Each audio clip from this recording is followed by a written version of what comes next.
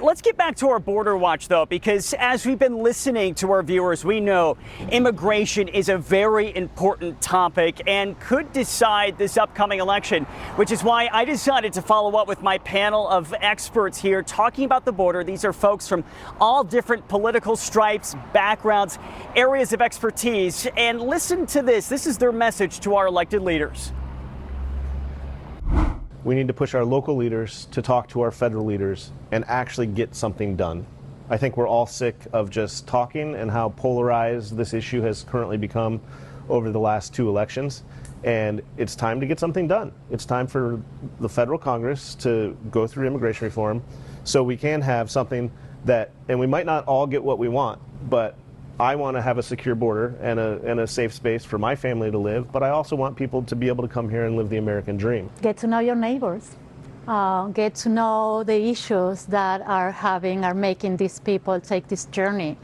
Because our skin colors are different, because our languages are different, because our food is different. There's things that we can also still find in common. This country needs to have more empathy and think about, what goes on and how these people struggle to get across, to have a better life here in this country, because that's what we're about. It's, land of the free. And so I hope that our leaders put their differences aside and really sit down at the table and figure out what we need to do. There are answers. I don't think they're that difficult.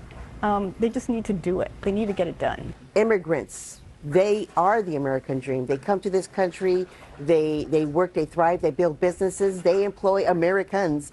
And so I think what we need to do is to support immigrants and help this country grow, help the economy grow, and let's steer away from the political rhetoric. Let's look at it from a humanitarian lens. It doesn't have to be something that compromises the dignity of people. It can be something that is comprehensive and achievable and attainable. And I agree, I couldn't agree more. This issue is nonpartisan and it should remain that way because it is a humanitarian issue and it's people's livelihoods at stake.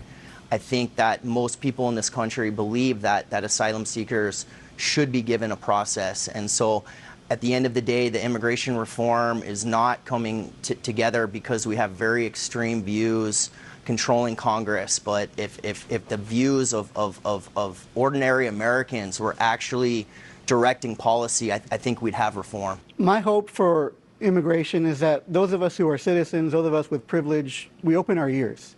We listen to those that have been living here for decades. We listen to those who are coming across the border. We hear their stories. We feel their passion for their families. We feel their passion for a better life, and we advocate. I'm sick and tired of blaming Republicans, blaming Democrats. We live in the society. We create the laws. We, as people of privilege, need to work together with the immigrant community and demand the change.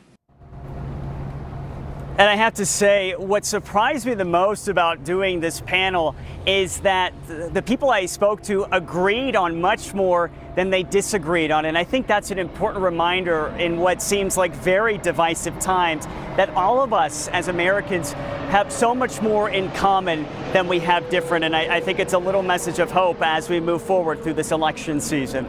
Live here in downtown Phoenix this morning on primary day, Nick Soletti, ABC15, Arizona.